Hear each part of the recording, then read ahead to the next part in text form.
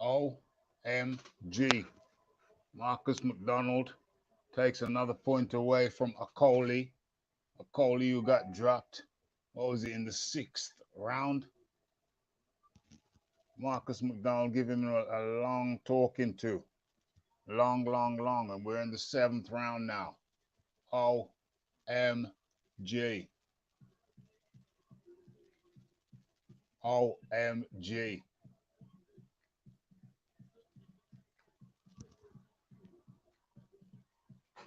Okay. So I think Lawrence Okolie got dropped in which round? Was it the fifth round? I think it was the fifth round, or was it the fourth? OMG, what's going on? Looks like the crowd are influencing the referee to take points away. Referee's taking 2 points away. Normally, they seem a little bit more reluctant. But now, Lawrence Okolie has been dropped. The referee wasn't going to go live tonight. Or I was going to go live, but I felt tired. So then I thought, no, just chill. Just chill. But I got excited. I got excited when I heard that Lawrence Okolie, watch them gala, wind your body, wiggle your belly.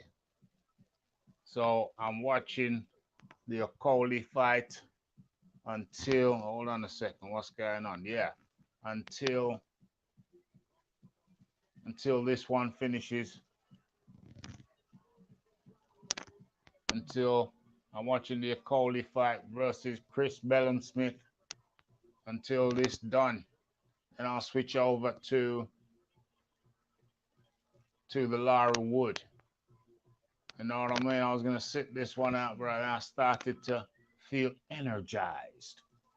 And it's now the eighth round, 8 of 12 for the Okolie Billam-Smith.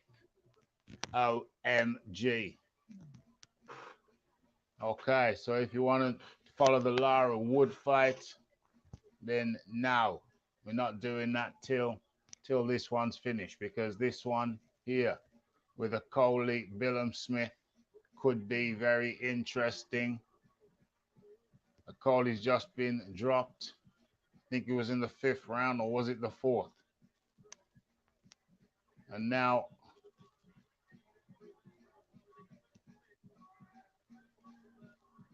Billam-Smith is looking tired and has been looking tired for a while.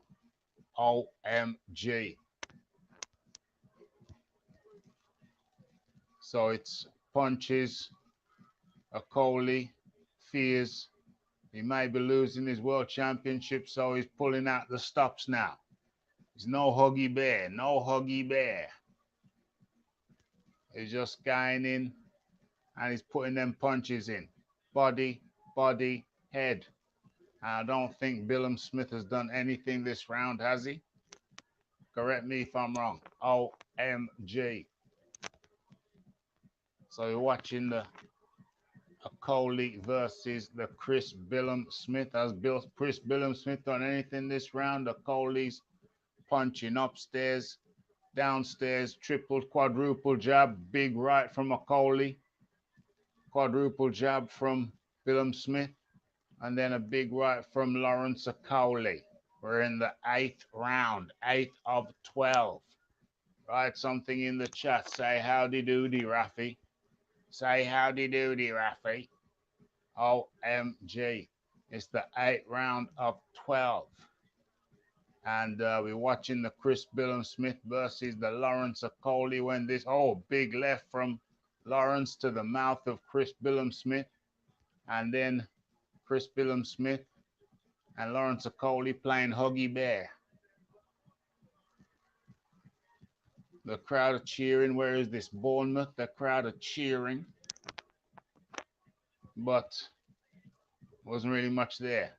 Left, right, from Lawrence Okolie and Chris Billam-Smith. He looks like he might be a spent force. Can't even bring his arms up anymore. I could be wrong. Big left from Lawrence Okolie. Chris Billam-Smith might be knackered.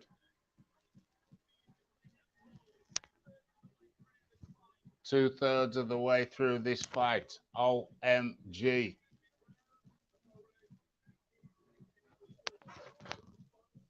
Cryptosaur, how do you do? Cryptosaur in the building. Liquid Bullet Productions in the building.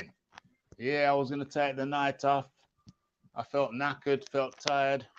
I was going to just put my feet up, but then I got excited. I got excited when I heard that Lawrence Okolie had been knocked down. Was it in the fourth round? Yeah, I think it was in the fourth round, and it energized me. It put some energy into my system, and I thought, nah, let's just go live and have some fun. I haven't even got a scorecard. I'm just chilling, kicking back, relaxing. When we finish with the Lawrence Okolie fight, we'll switch over to the Lara versus Wood fight. But I don't know, because Okolie got dropped in the fourth or fifth. I knew this fight was going to come alive, and it has. So I'm just kicking back, got my feet up on the table, metaphorically speaking, and we're just having fun. We're just having some fun. Smash that like button, hit that subscribe button, hit that share button. It's the 9th round of 12. Okolie versus Chris Billam-Smith. Chris Billam-Smith versus Okolie. Okay. I think, what? Okolie's had 2 points deducted, and he's been dropped. So, and it's an 8th round. So, what's that? He could very well be behind, but I only just started watching it a couple of rounds ago. OMG. OMG. Left hook, right hook from Chris Billam-Smith, right hook from Lawrence Okolie in response.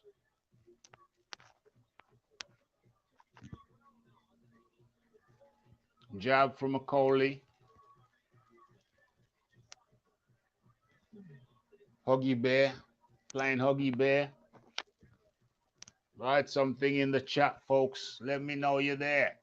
Ground control to Major Tom. OMG. There's some Huggy Bear stuff going on in the corner.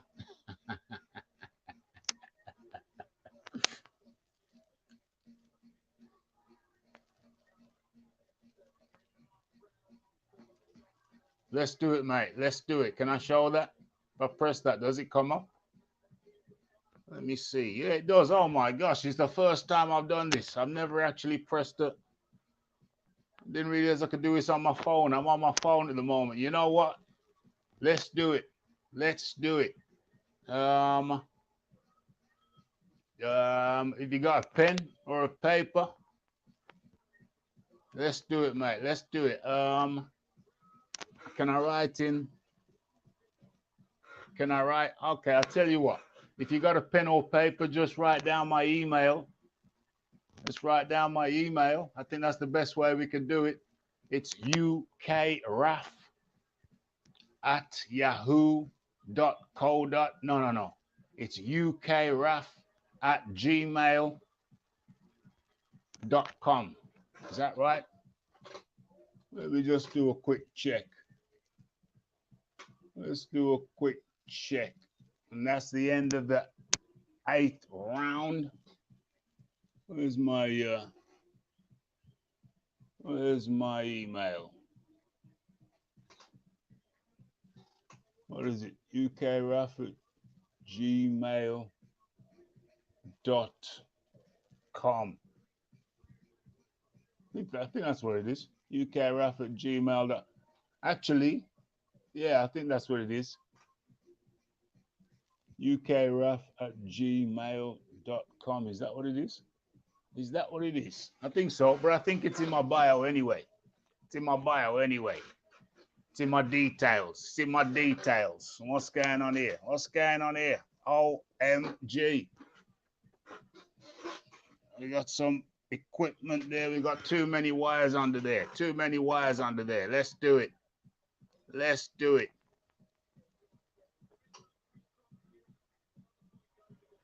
Ace up in the building. The birthday boy is up in the building. What we doing? What we doing? Oh, yeah, here it is. ukraf@gmail.com. That's what it is. ukraph@gmail.com. There we go. There we go. Get to me and we'll coordinate. We'll coordinate. Okay. Andre Pennant up in the building. They should just get rid of the cruiserweight division because the majority of them are heavyweights. OMG. Well, it's another division, isn't it? It's another division. It's more money for sanctioning bodies. You know what I mean? So they're not going to do that. They're not going to do that. Wow. Is that a knockdown? Oh my gosh. Lawrence Okolie is going to lose his belt. He's going to lose his belt. He's been knocked down twice. That wasn't even a knockdown. I think that was a slip. But he's in Bournemouth. The crowd are influencing the referee. And Lawrence Okolie is going to lose his belt. Mark my words. Mark my words. OMG. OMG. Oh gosh, this is incredible, yo. Action-packed. Lawrence Okolie, I think it was a slip, but they've ruled it as a knockdown, but it could have been a knockdown. It was, you know, it was a dodgy one. It was a dodgy one. Well, let's face it, Lawrence Okolie is not a fan favorite, and a lot of people will be glad if he loses. Let's be honest, and it's his own fault because he's not a fan favorite. It's his own fault. Got it, pal. Drop you an email. Looking forward to working with you. Will be an absolute pleasure. Likewise, my friend. I like your stuff. Like your channel. Like the whole ethos. I like it. It'll be a pleasure. It'll be an absolute pleasure. I'm looking forward to it. We'll do it on your channel. We'll do it on your channel. Well, we do one on your channel, and then another time we'll do one on my channel. You know what I mean? But I'm not really fussed. I just enjoy this stuff. You know what I'm saying? So absolutely looking forward to it. Liquid Bullet Productions. If you don't know them, go check them out. Not right now. After the show. Marveloso. Marveloso. It's the round 10 of 12. And it ain't looking good for Lawrence Okolie. If anybody came here looking for the Lara versus Wood fight, I'm going to get to that after this finishes. Because I heard that Lawrence Okolie had been dropped, and I thought, OMG. Well, this is going to be a good fight. This is going to be a good fight. I could tell. I could tell. Lawrence Okolie, awful to watch. Yes, he is. He's not a fan favorite, and that's the end of the, what is that? What round is that? What round is that? That's the end of, I think it was the round 9. Was it the round 9? Oh, this could be historical stuff. This could be historical stuff. People don't like to watch Okolie. He's not fan friendly, and he's in Bournemouth because he don't draw a crowd in his hometown, and it's on him. Oh, here we go. Hold on. Are we going to see the knockdown here? It was a cuffing shot. That wasn't a knockdown. No way in hell was that a knockdown. That was not a knockdown, but they ruled it as a knockdown. It was a glancing shot. Okolie held, and then he slipped down onto the ground. Slipped down onto the ground. Lawrence Okolie comes out firing. He's going to have to knock out Chris Billam-Smith to win, and I think he's putting on the power right there. Chris Billam-Smith seems knackered. That was no knockdown, but they're trying to get that. They're trying to get the title away from Okolie because he's just is just not entertaining to watch. Just not entertaining to watch. What's going on here? A site is using your camera and microphone. Tap to return to you to StreamYard.com. What are you talking about? A site is using your, yeah, I can see it, Leigh. I can see your email on Twitter. Nah, they banned me from Twitter, Leigh. Leigh, oh yeah, I can see. No, the Leigh Mayo. Leigh, send it to my email, my friend, because I am on Twitter, but they've temporarily suspended my account. I'm temporarily suspended, so send that to my email. Thank you, please. What are we looking at here? What are we looking at here? Marveloso. Marveloso. Marveloso. Marveloso. We're in round 11. OMG. Chris Billam-Smith is knackered. He's knackered. He's got a bloody eye. But I think that Lawrence Okolie is going to lose this. Change the title, and then we can just watch the whole fight. Well, we're going to watch the whole fight. Can't change the title right now, bro. I'm multitasking. I'm doing this on my phone. I'm doing it on my phone. This is old school style.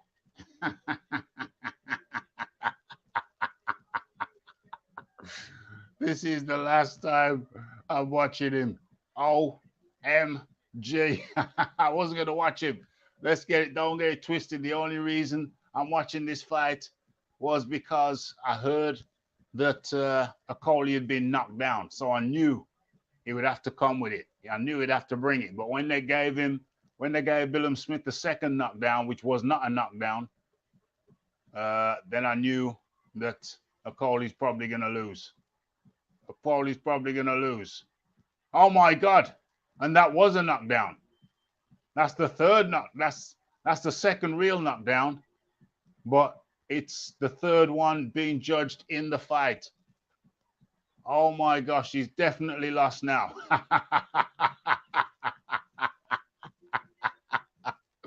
And people are going to be celebrating. People are going to be celebrating that Lawrence Okolie ain't champion no more. It's understandable because he was just such a boring champion. He was just such a boring champion. Look at this. Look at this. Where's the knockdown? Is that it? No. No. No. Oh, there it is. It was a short left. OMG. OMG. This is crazy, yo. They just want to get rid of Okolie as champion. It's understandable because his style was just so horrible to watch. It was just so horrible to watch. Last round. And we can safely say that Okolie is no longer the cruiserweight champion because he's been knocked down 2 times. He slipped 1 time, but they said it was 3 knockdowns. So that's 3 10-8 rounds for Chris Billam-Smith. 3 10-8 rounds for Chris Billam-Smith. OMG. So Timothy Thomas, I've never seen anything like this. Oh Lord. Oh Lord. With the final round. Man, this is giving me a buzz. What's going on here? I missed something. Oh, there we go. There we go. Didn't even know I could highlight. Didn't even know I could highlight this thing on my phone. Highlight comments. It's Marveloso. Marveloso. We are 1 minute 55 seconds remaining in the 12th and final round. And I'm pretty confident that we have a new cruiserweight champion by the name of Chris Billam-Smith. And I don't really like Chris Billam-Smith, but he's not as boring as Lawrence Okolie, I'll tell you that much.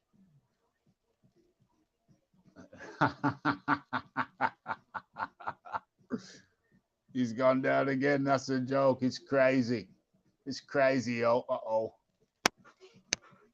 It's madness. Madness. Madness. 1 minute, 11 seconds remaining of the 12th round, and it's pure Huggy Bear. It's pure Huggy Bear business. It's crazy, yo. But this is a historical night. Nothing landed again. Yeah, that's a good point, though. That's a good point, though, Leigh. Hats off to any fighter getting in the ring. I think it's close to a stoppage or KO, though. He's got no fight left in him. No fight left in him. Well, it's only seconds to go. Seconds to go. But you're right about the hats off to any fighter getting in the ring. Absolutely. Absolutely. 30 seconds remaining. Bull versus Matador.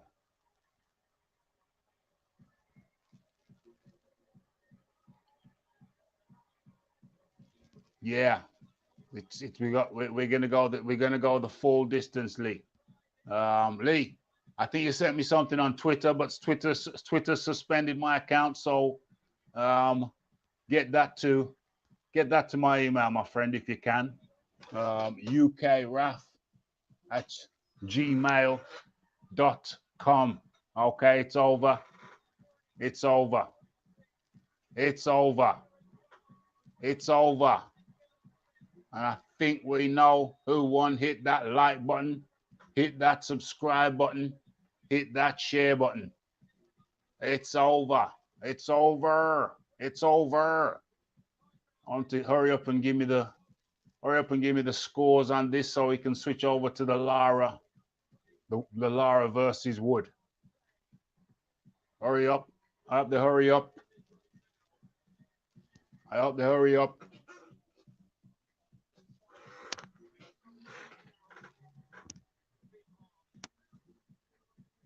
There's a lot to talk about. There's going to be a lot to talk about.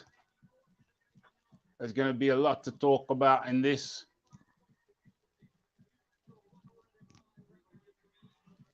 I don't know. I want to know what the score is, but I also want to switch over. I also want to switch over to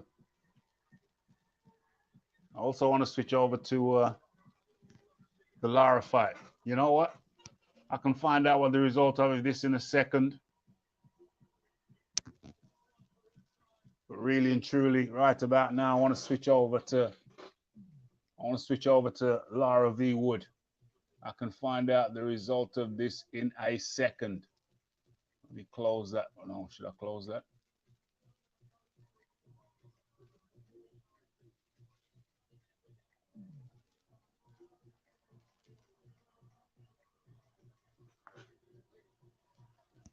There's Chris Billam-Smith. I think he's going to be crowned the winner. I don't understand it, Mr. Dawkins. Can't explain how a man can look that scared. Or did he look scared? I don't know. I'm going to have to watch it again. I only tuned in like in the 4th round after I heard that Okolie got knocked down. That's when I knew that he'd have no choice but to actually get in there and make it a scrap. What is this here?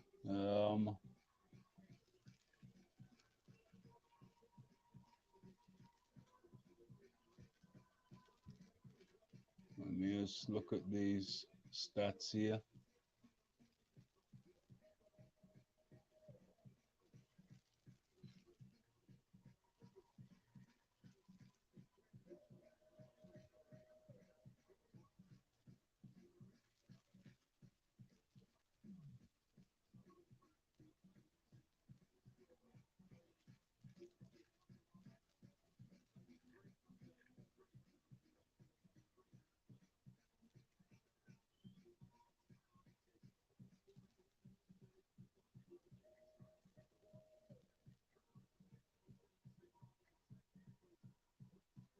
Timothy Smith says embarrassing. Thomas, sorry. Embarrassing for Nigeria.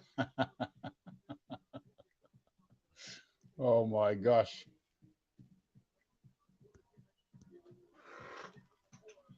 That looked like he lost the hunger to win in that fight.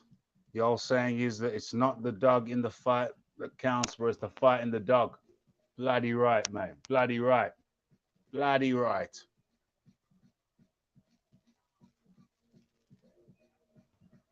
Okay, we're going to stay with it for the announcement. It's only right. Let me turn down the music. What?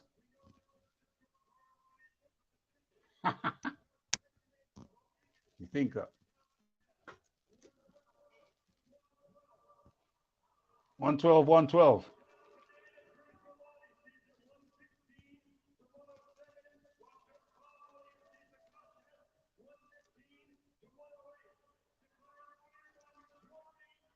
Winner by majority decision. And the new.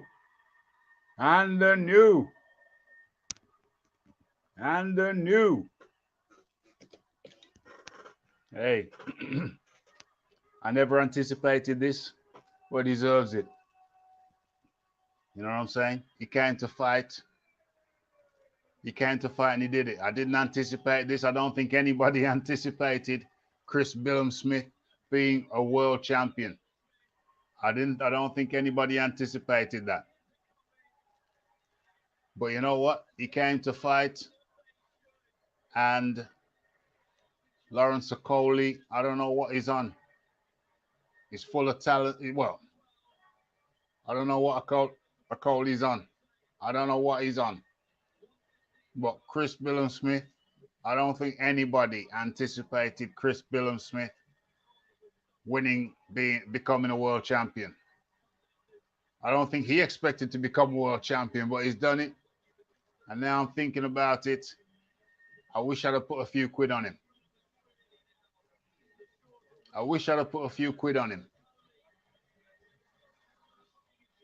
You know what I mean? But hey, congratulations to Chris Billam-Smith. But we've got to keep it moving. We gotta keep it moving. Got to head over now. Oh Lord.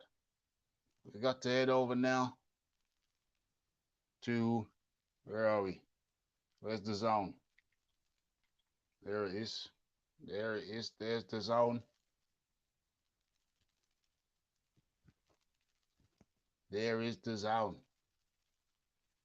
There we go. Come on. Come on.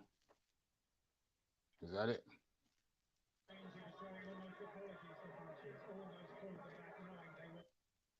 What's going on? The zone don't.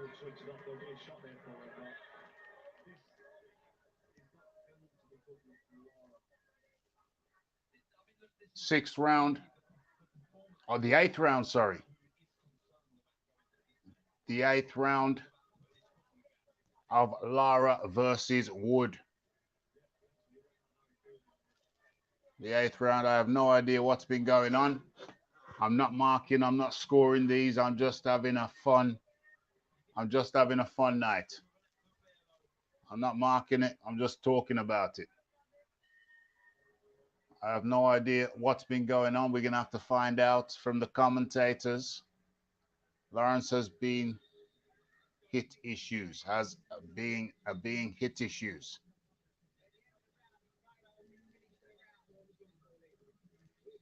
Congratulations to Chris Billam-Smith, absolutely. He came to fight. He came to fight, mate. He came to fight. Yep. Yep, 100%. I see that. I see that, Leigh. I'm gonna hook you up on Facebook. Let me do this on my. Let me do this on my computer.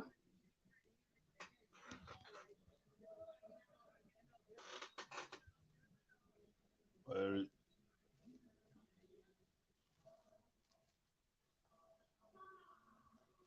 yeah, I'm gonna get to that. I'm gonna get to that friend request and sort that out nicely. I'm not going to do it on my phone. I don't know. Don't want anything funny to happen. What's going on here? What's going on?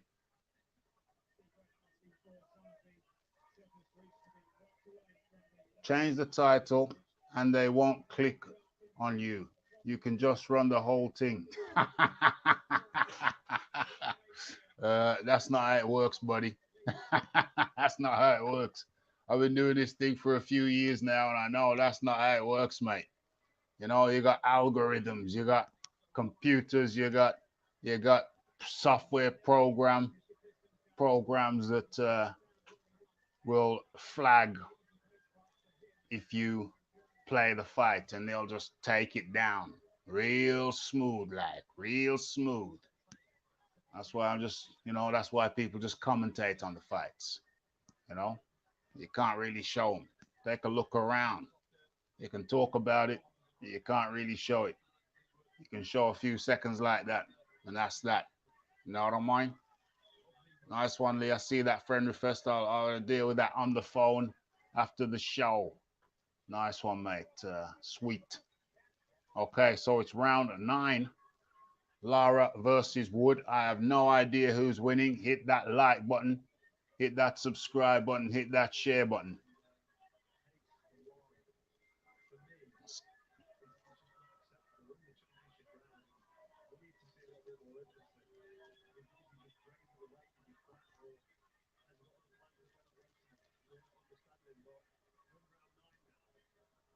Chris Billam-Smith will be good in the heavyweight division. You reckon?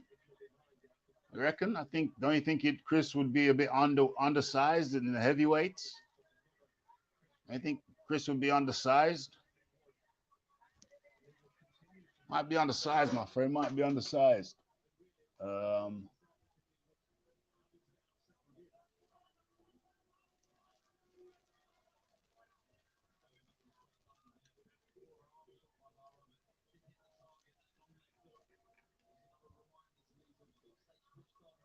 I have no idea who's winning this fight. Leigh Wood. Why has he just gone to Leigh Wood?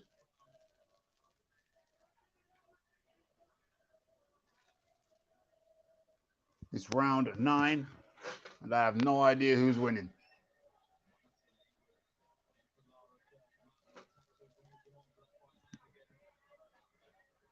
Okay, Lara just walked into a right. I have no idea who's winning. This is interesting. What is this? The end of the 9th round? The end of the 9th round.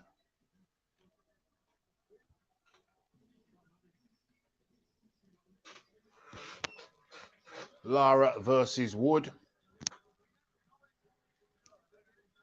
Of course, Lara missed the weight, so he can't retain his lightweight championship.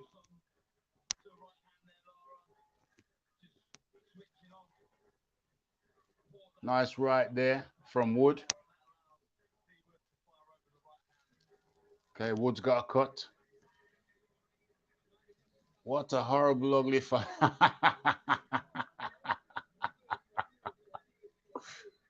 Oh my gosh. Oh my gosh. What a horrible. Anyone want to know Lopez versus? Yeah, you can tell us. You can tell us. You can tell us. I don't mind. I don't mind at all. And Liquid Bullet Productions dropping a little bit of something to put a bit of color into the chat. Much appreciation there, Leigh. Much appreciation. And you too can follow suit. You too can follow suit and put a little bit of color in the chat. It's not mandatory. It's purely optional, but much appreciated. And we are in the 10th round.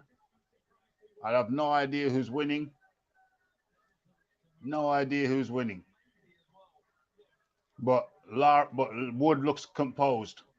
Wood looks composed. Just done 3 jabs to the body, left hook to the head, a jab to the head. If this is any indication, it looks like Leigh Wood from Nottingham is doing well. I hope he wins. I hope Leigh wins. I'm a little bit biased in this one. I must say I'm a fan of Leigh Wood. And it's interesting that Leigh Wood and Conlon are fighting on the same night, especially when you think about how their fight went. That was one hell of a fight. That was one hell of a fight. But Leigh Wood's looking comfortable here. I think he's got a cut, but still. Oh my God. I didn't expect that. So Lopez won by 5th round KO. OMG. Didn't expect that. Hey ho. Hey ho.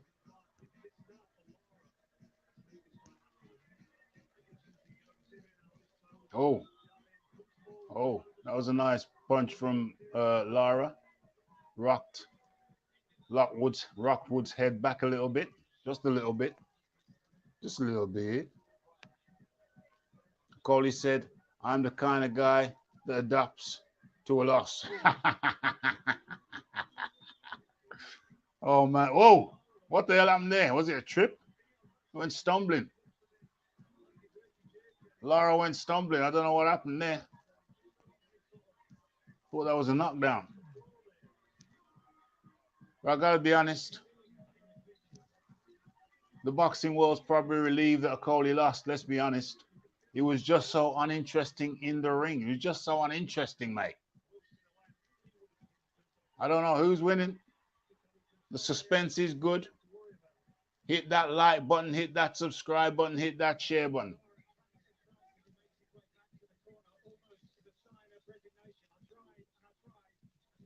I don't know what the hell, I don't know who the hell's winning.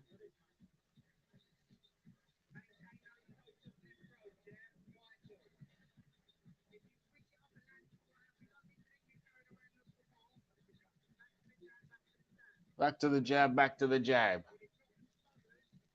Wouldn't it be amazing if Leigh Wood wins this one after the way he got took out of the last one? Wouldn't that be amazing? Wouldn't that be amazing? I think, is this the 11th round or the 12th?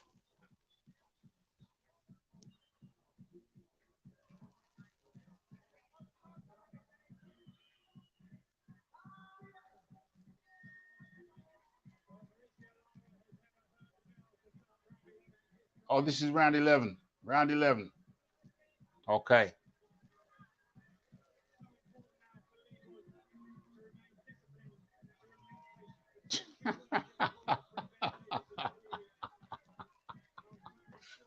We got one of the Tate brothers up in the building. Wonder what color their Bugattis are. Oh, dear.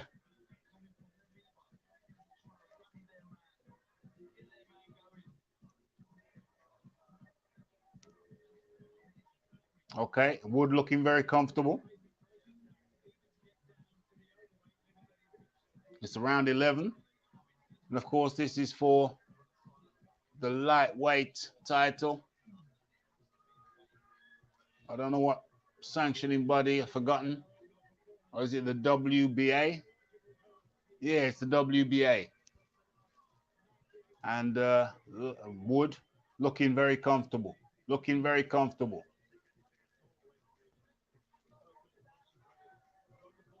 There is a return fight in the, oh Lord. Oh Lord, that's punishing. That's punishing. There's a return fight. I forgot about that. I forgot about that. No wonder Okolie looks so mellow.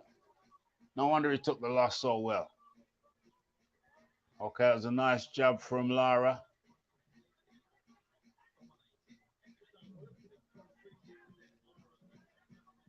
But I'm hearing that Wood has been steadily outworking Lara.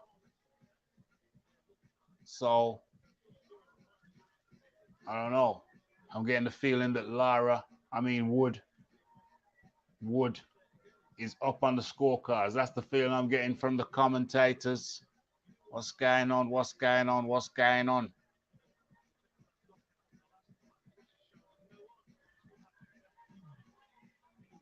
Lopez hit Conlon with an uppercut, and that was all she wrote.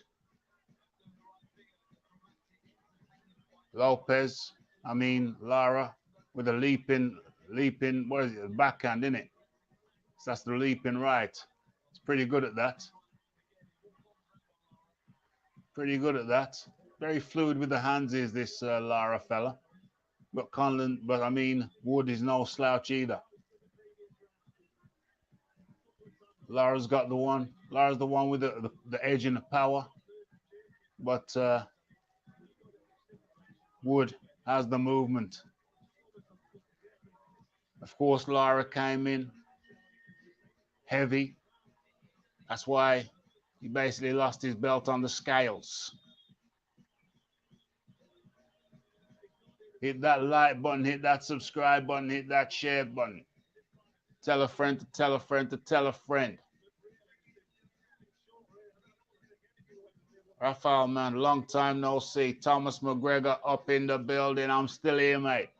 I'm still here. They can't stop me. They can't shut me down. Oh, gosh. Not that they tried to shut me down, but you know what I'm saying? We're still here. We're still rocking out. We're still rocking out. Thomas McGregor up in the building. You know, we like Coronation Street, mate. We like Coronation Street. You can go away. You can do a 10-year stretch, and you come out, and it's still rocking. It's still rocking out. I haven't watched that show since I was about 10 years, 20 years, 10 years, 15 years. Seem to watch it every Christmas. And you go around to family. They got Coronation Street on. You say, my God, is he still alive? Good Lord, congratulations. TKO 22 up in the building. And it's the last round. It's 12 of 12. And I get the impression that Leigh Wood is winning. I get the impression that I'm not going to talk too soon. Let's just see how this thing plays out. Let's just see how this thing plays out. But it looks like the bull against the matador. And Leigh Wood is the matador. But I'm not going to talk too soon. I don't want to jinx anything. I don't want to jinx it. Don't want to jinx it. How's it going? TKO.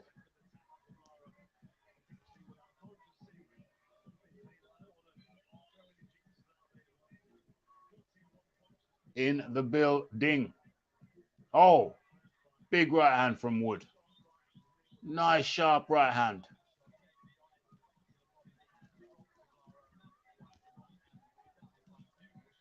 RDC Nation.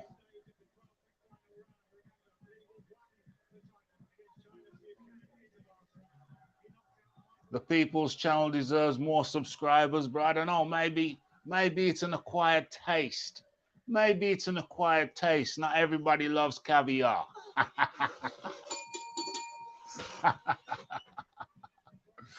Oh, gosh. To be honest, I'm just happy that I got a crew of people that allow me to just talk on the mic. Let's talk on the mic and interact with me on the mic. You know what I mean? So, yeah, it'd be nice to have 1 million subscribers, but hey, I'm just happy that there's I was being told off by the ref. I don't know why. I'm just happy that there's a band of merry men, and maybe a couple of ladies who like to rock out with us at the RDC a few times a week, and you know, check out the videos sometimes, check out the live shows. Yeah, I'm just happy that I have a vehicle. Yeah, call it the Coronation Street. Call it the Coronation Street of YouTube. Okay, we're in the 12th round, 17 seconds remaining, And I don't know who's winning, but I get the feeling the crowd are standing up on their feet now. This is electric. This is great. This is great. Where is this, in Manchester? I think it's in Manchester. Leigh Wood. I get the impression Leigh Wood has regained. He did the bow and arrow thing. The Robin Hood. He's from Nottingham, Sherwood Forest.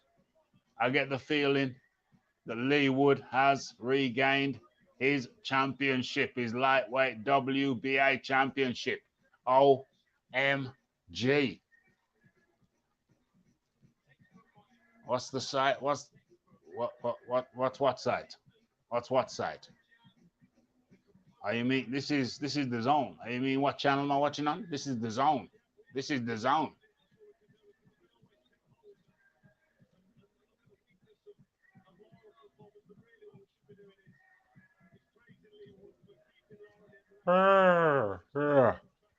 What's going on there? Leigh Wood looks very happy. He's taking a seat. Or is he talking about his hip? Talking about his hip. He hurt his hip. Leigh Wood opted to sit down. Still stunned after the Lara. Yo, that's the only reason I actually went live tonight. I was supposed to go live, felt tired, thought I'm not going to go live. I'm just going to sit down with my feet up, watch the fights. I'm not going to score them, just going to watch them. I'm just going to relax and enjoy it.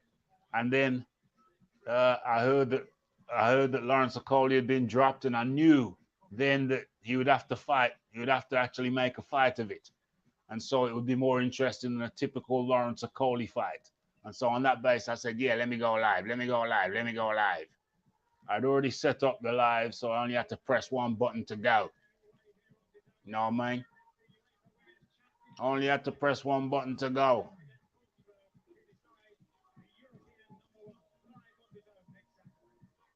Obviously, we're going to talk about it more thoroughly on the live show Monday. Boxing talk.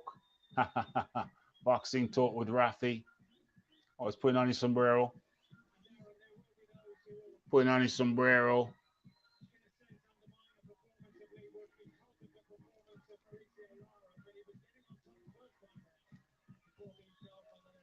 I think he was given that sort of sombrero by Lara in their first fight.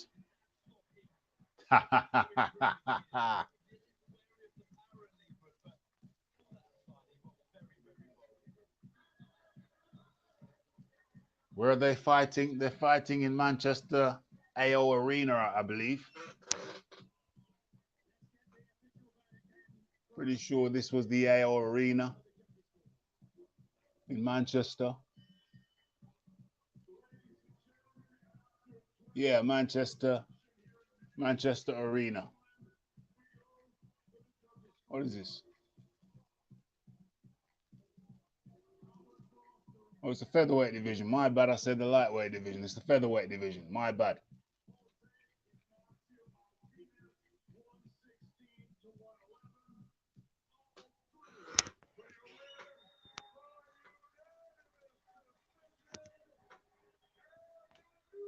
And the new. And the new.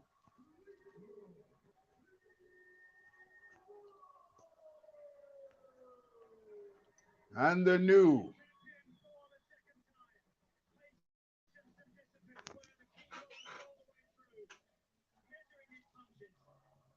Go, Raphael. Take care, folks. Hey, it's been good having you up in here.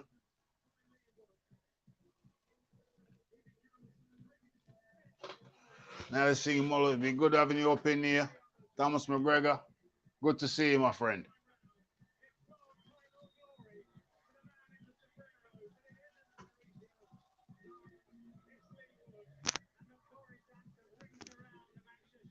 So we've had world title fights in Belfast, Manchester, and Bournemouth. Yeah, all in one night. Belfast, Manchester, and Bournemouth. Fantastic.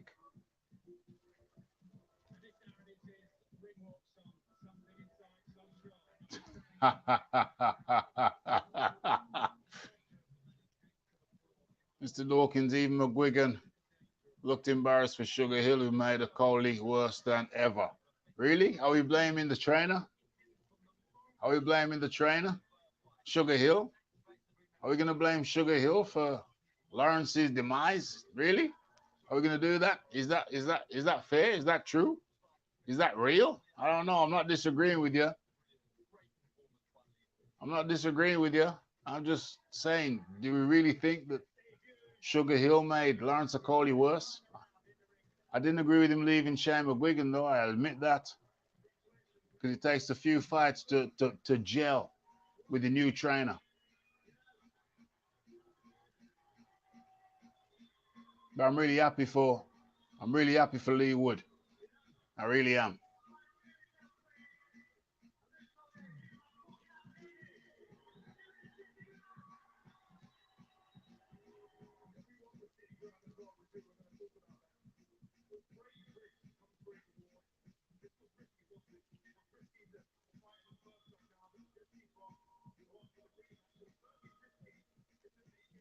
Mr. Leon Figures up in the building.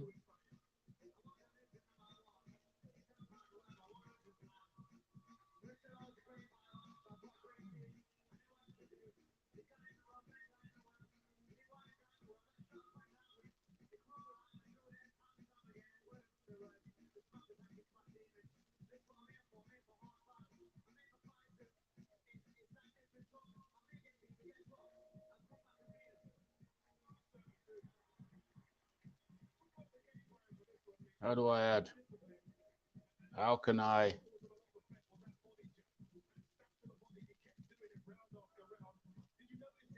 post a comment?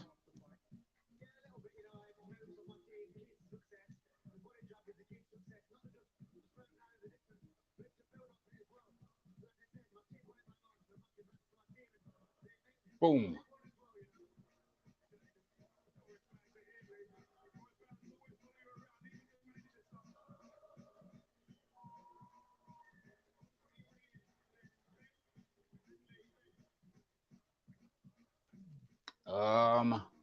Lawrence was looking better under McGuigan. I can imagine that. I can believe that. I don't think there was any real reason for him to leave Shane that we know of. You know, obviously, I think he went abroad for tax reasons. I think he went abroad for tax reasons. I think he was had a good relationship with McGuigan, but Okolie has shown. Okolie has shown he's hard-headed. He's a hard-headed cat. He's a hard-headed cat.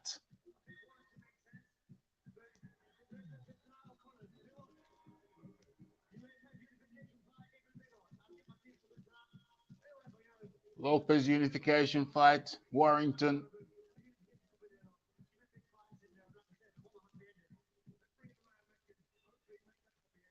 Once happy ending. So Leigh Wood and Lopez for unification, that would be good. That's what they're talking about. That's what they like. Or Warrington. But might as well go for unification though.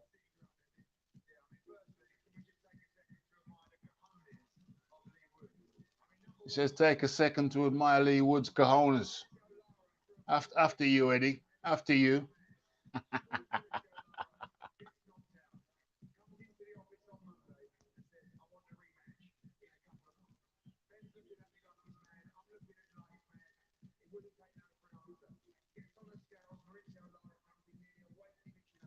Okolie must have a rematch with this being voluntary. Will you watch the rematch? You are now a fan of Billam-Smith. I'm not a fan of neither, mate. But I am glad that Billam-Smith knocked him down, which made me go live tonight because I was feeling dog-tired, mate. I was feeling dog-tired. But when I heard that Okolie had been knocked down, I thought, because I was watching the Catterall fight. The Catterall fight versus Foley, that was a lovely fight. Shout out to Jack Catterall. He really put on a really lovely performance. But Foley, even though Catterall won by a large margin, Foley was no pushover. He was pushing, especially at round 4 and round 5. That's when Foley really started. Before that, he was getting his head jabbed off. And even after that, he was getting his head jabbed off at times, but he was bringing it. In the 4th and the 5th round, Foley was bringing it, getting dropped multiple times, got a few nut shots, but that was a great fight. And so I was going to go straight to this fight, but I heard that I was watching that and I was going to go live for this fight. But then when I heard that Okolie had been dropped, I thought, no, I'm going to go live, watch half of Okolie fight, and then when that finishes, we're going to switch over to this and do the remainder of the Lara versus the Lara versus Wood fight. So that's how it worked out. It's kind of crazy. I didn't want to go live because I was too tired, but then Billam-Smith dropping a coat. My gosh. Shout out to the young lady looking marvelous. The cat suit. I don't know what this lady's name is. What is her name? Because I got to give her a shout out for the cat suit. You know what I mean? She rocked that cat suit beautifully. Credit where credit is due. Credit where is that the end of the show? Don't tell me that. What about the wrap up? They're not going to wrap up, tap up, wrap up.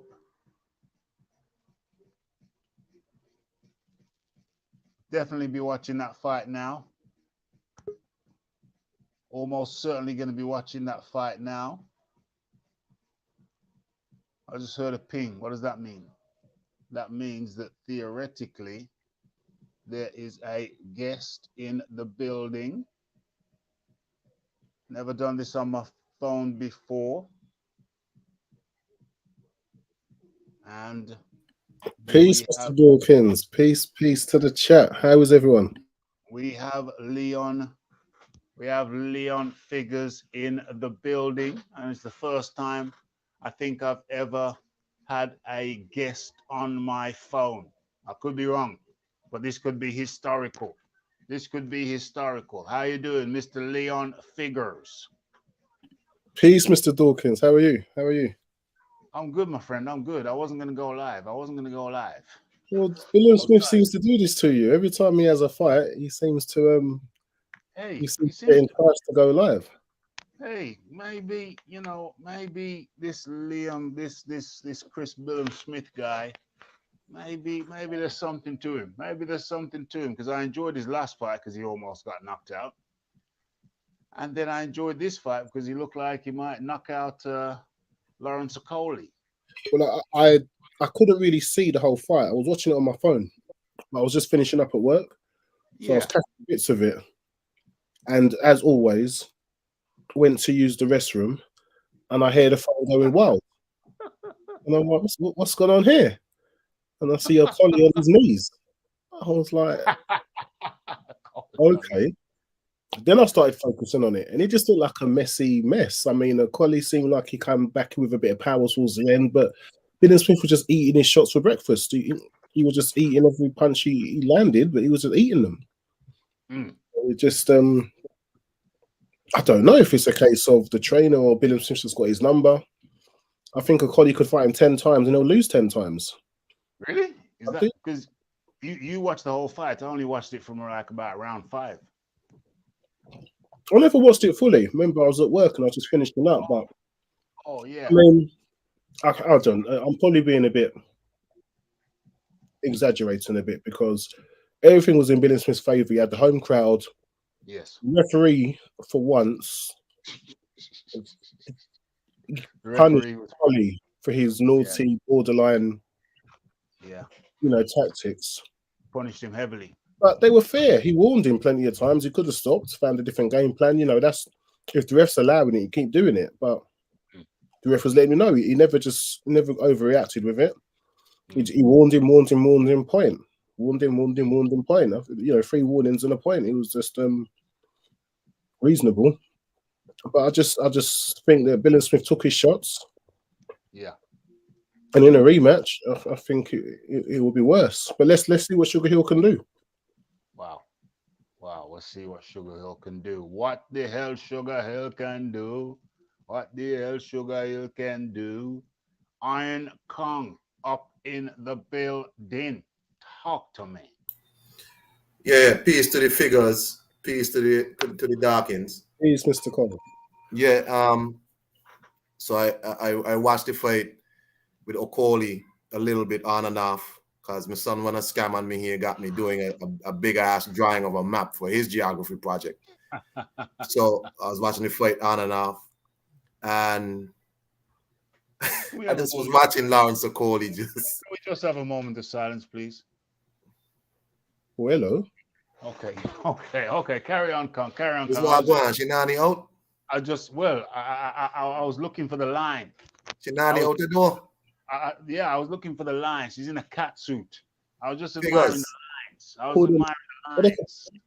Punny printers, pum printers, or I think I saw some contours. Yeah. So I think I saw some contours. You know, I mean exactly a snowman myself, but I mean, hey, I can appreciate. I mean, things. Hey, any port in a storm, my friend. Any port in a storm. Listen, I completely agree. I don't judge nobody. You hear me? There we go. Go. So I don't know. Yeah. I watch Okolie fight, and it's just like, you know, it could be him and Billam-Smith just standing watching each other, and he would just run in for a grab. I'd be like, what are you doing? Like no punches thrown, and he would just run in for a grab. Why are you grabbing this man? He didn't punch you. What are you doing? On a serious note, though, this was actually a world championship bout. I don't think anybody in the history of the world ever expected Chris Billam-Smith to be a world champion. That's what I was saying. Do we need to give McGuigan some serious ratings for pulling this off?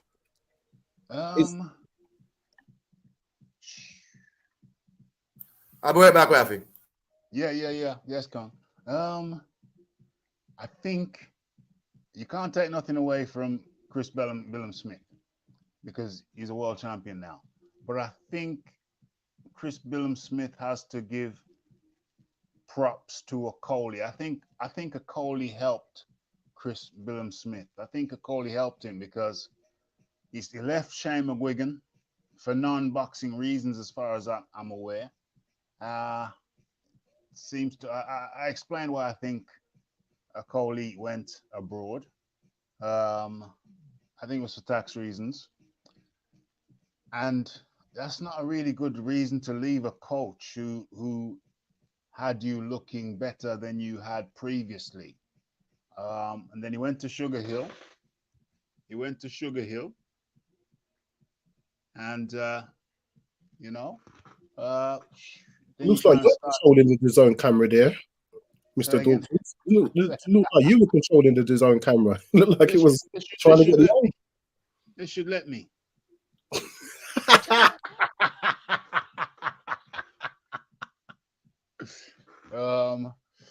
So I think Chris Billam-Smith, Shane McGuigan have a lot to thank Okolie for. You know, I think Eddie Hearn will have a double celebration tonight if he's partaking in a drink. I think he'll have a double, one for Woods and one for Billam-Smith. I think he absolutely should do. Let's have a look at the feet. Yeah. Yep.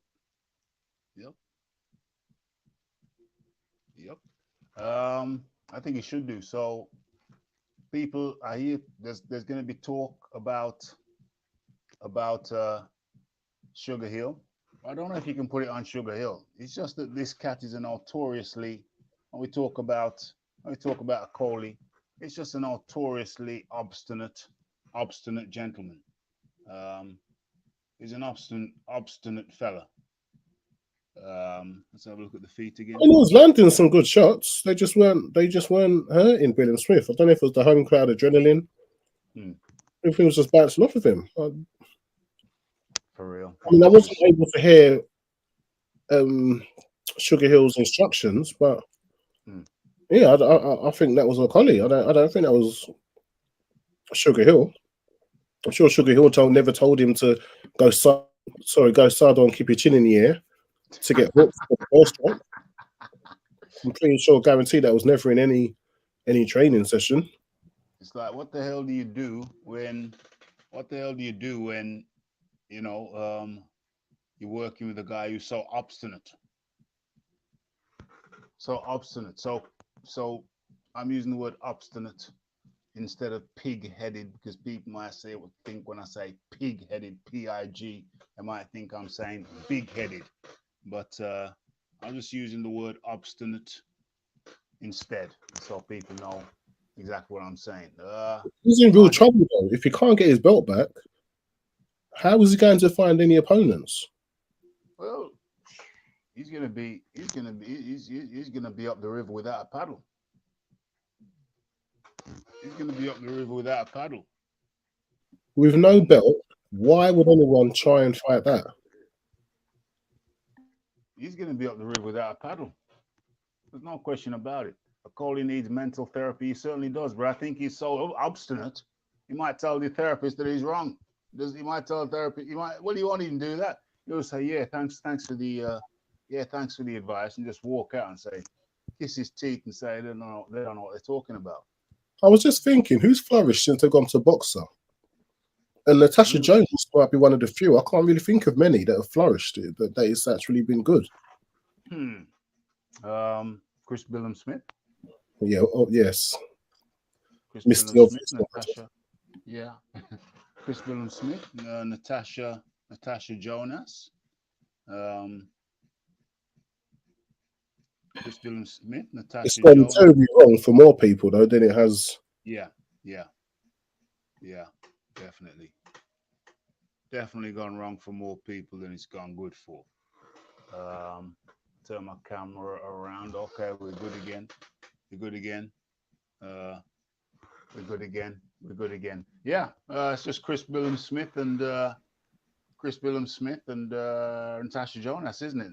The ones that come immediately to mind. I mean, Joseph Parker, he's off boxer now. Apparently, Terrible. There were, yeah, he's off boxer now. He doesn't have a major promoter. He's looking for a major promoter now.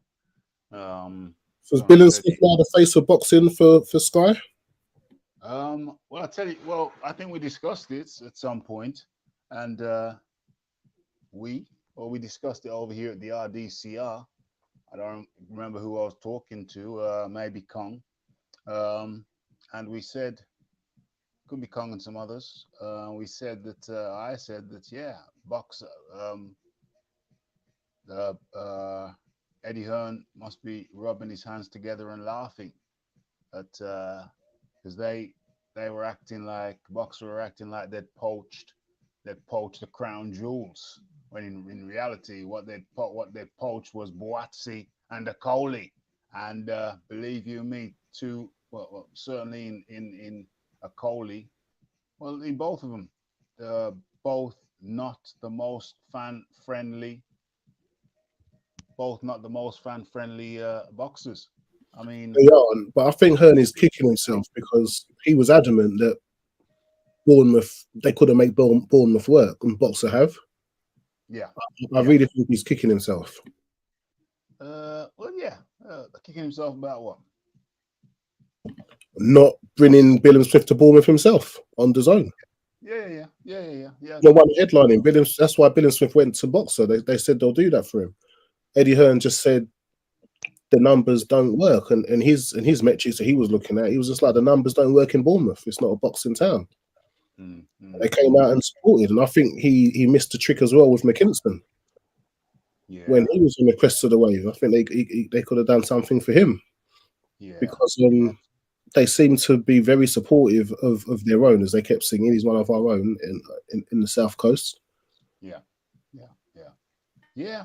Well, Well, you know, there's wins and losses, my friend, but that's life, though, isn't it? It's always going to be wins and losses. You're not going to win 100%. You're not going to lose 100%. Wins and losses, you know.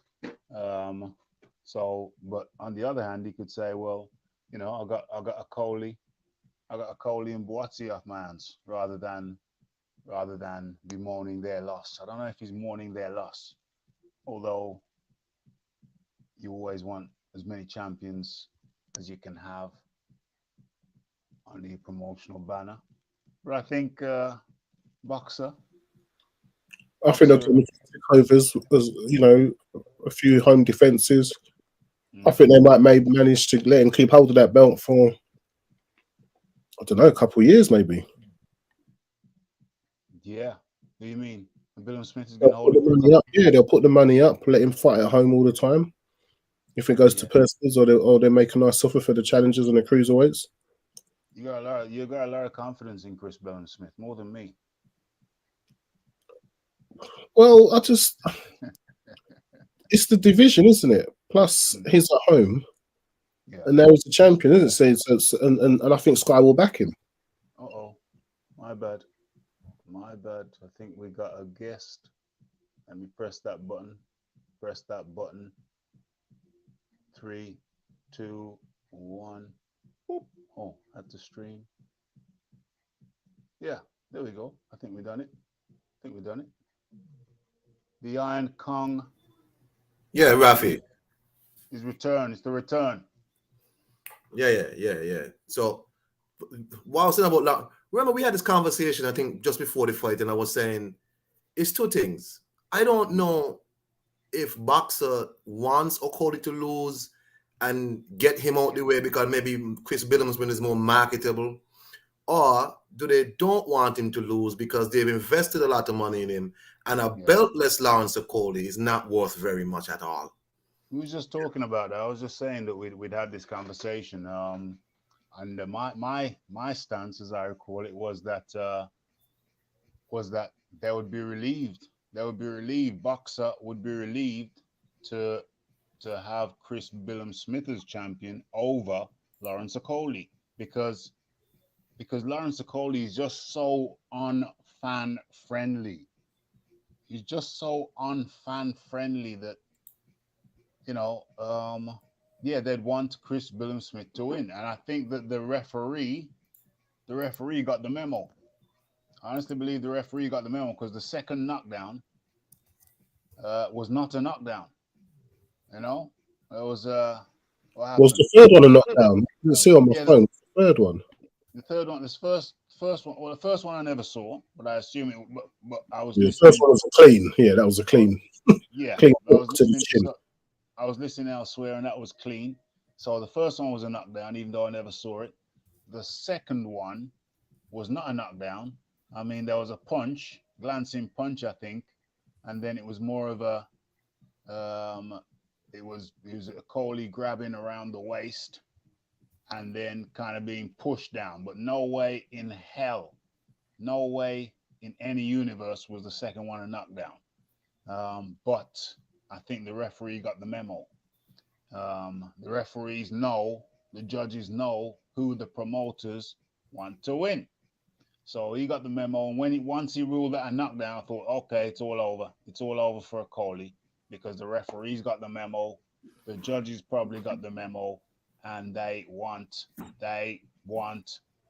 Okolie out. They want him out because he's not entertaining. They want him out. So in response to your question, Kong, I think they just wanted an entertaining champion because remember, if you get someone, it's the Don King thing. You know, you've got a champion, but if you leave the dance with the new champion who beat your old champion, it's still good. I guess it's interesting, you know, the whole McGuigan angle. McGuigan trained Okolie to win the belt. Now he trains Billam-Smith to take it away.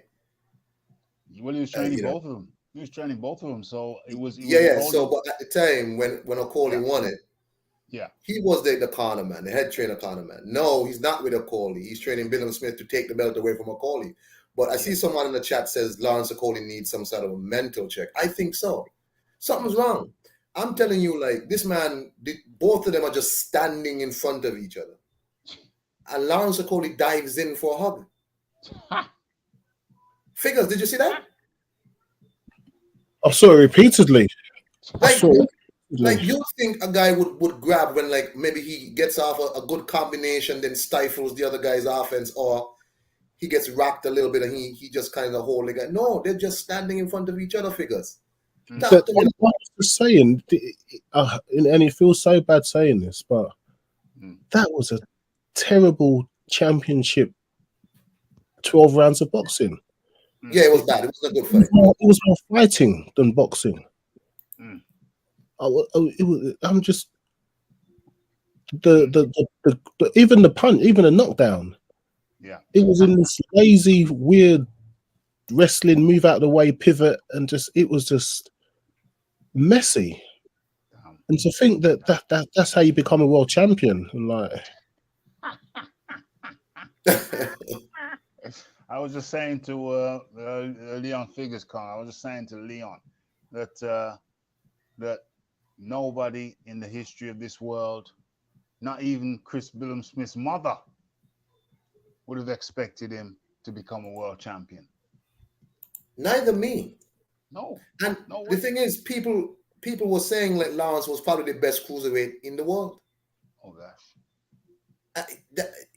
Well, I don't know if they were saying that. Well, there's a difference between being the best and saying no one can beat you because of your grabbing and your style. Listen, I pick Okolie because Okolie at the very least knows how to get the W. But the referee in this fight, I think you said it, Figures, was a serious referee who told him, "Let me tell you something, man. You're not going to turn this into a slap fest." For real. He takes a point. How much points did he lose for hugging? 2? Yeah. Like he warns you, takes a point. You do it again? Like something's wrong. Yeah. Well, it's his style, so he was going to do it again. It's his style, so he's going to do that. He's going to do it again and again and again and again. Did he really think he get away with that in Bournemouth against Billam-Smith? Like, well, with all the home crowds? Yeah. He clearly did think he'd get away with it. He didn't get away with it, but he thought he'd get away with it.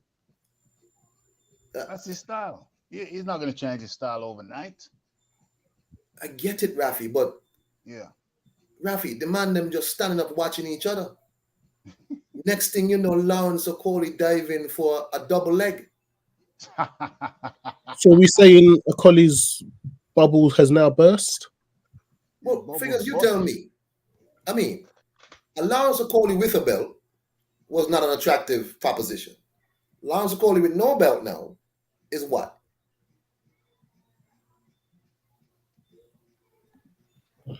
Yes, a wallflower, an unwanted dance partner, the ugly stepsister.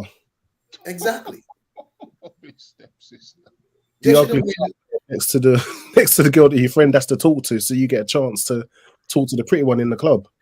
They should have at least made a React fight right away. At least they had a little beef. But what do you do with Okolie? Like, you know, he doesn't draw tickets with a belt. Yeah. So, boy, wow. They're gonna have to. They're gonna be looking to offload him. They keep him for a while. It looks like so. Well, they're quick to offload boxer, aren't they? They cut you. Well, they got rid of Joseph Parker quick fast. I think the way I see it's playing out is I see what do you call it? I see the rematch. There's going to be the rematch, and then with Billam-Smith versus Okolie, and then hold on, Leon, who do you see winning the rematch? I think you said Billam-Smith again. I think Billam-Smith's got his number. I'm sorry, there's a rematch clause? Yeah. It's a voluntary. Oh, what an awful fight. What? Oh, wow. Yeah, no, he shot me with it as well. Leon shot me with it as well. Shot me with it. So there's a rematch clause. Who you see winning the rematch, Kang? Brother, I don't even know you here because the rematch gonna be back in Bournemouth. Oh, no doubt. So basically, probably the same ref as well. Oh gosh, and that ref is out. Look, ref said, "Look here, brother. already. You know what I'm about. I will take the point from you before the fight starts. Okay? For real. They might as well take a point before the fight starts anyway. Yeah. What a terrible situation. It is awkward. It is awkward. Wow. It is awkward. Man said rematch class. Wow. So we have to assume that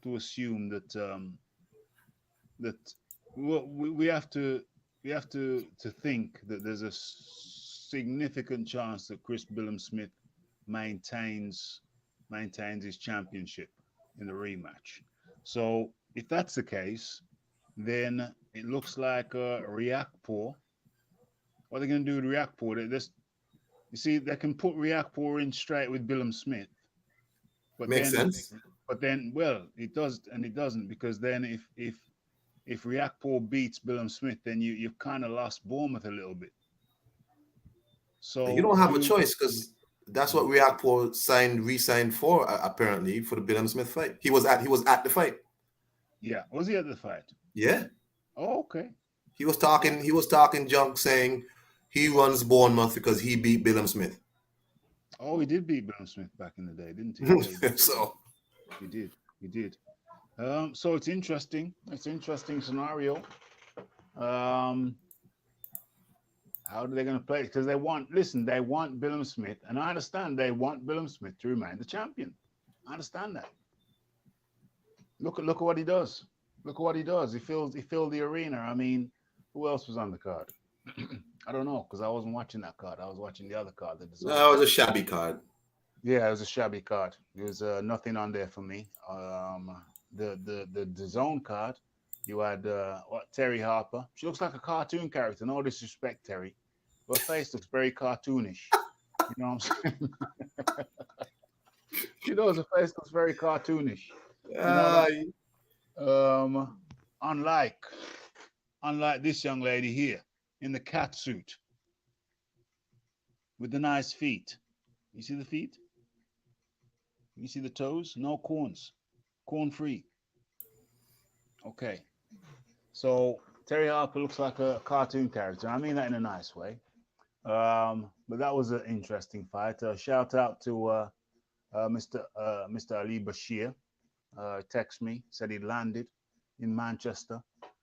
His gal lost, Habaruch, or whatever I call her, Habucha. She lost. No disrespect to Mr. Bashir, but I don't like her style, her fight style. She's like a slugger, very untidy. Doesn't please me. But I'm sure he's done wonders with her. I'm sure if he wasn't working with her, she'd look a lot more. She'd look terrible. But no, it doesn't please me. Terry Harper, just more stylistically better than her. Dealt with her.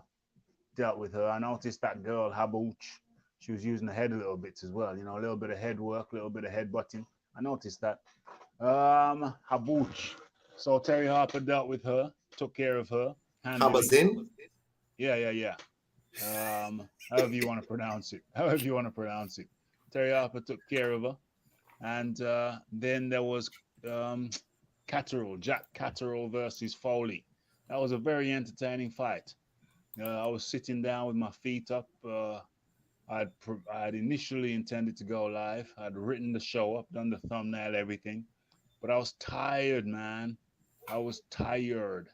You know, I had a bit of a active day, hectic day. I just wanted to lie down and sleep, but I didn't want to miss the fights. But I thought the compromise is watch the fights on the sofa. You don't have to go live. But then I'd spoken about the fights, and I knew people wanted me to go live. So, but I still didn't want to go live. I thought they're not going to miss it if I don't go live. They're not going to miss me. They're not going to miss the Rafi. But then when I heard that Okolie had been knocked down, I just immediately sprang to life. I jumped to life.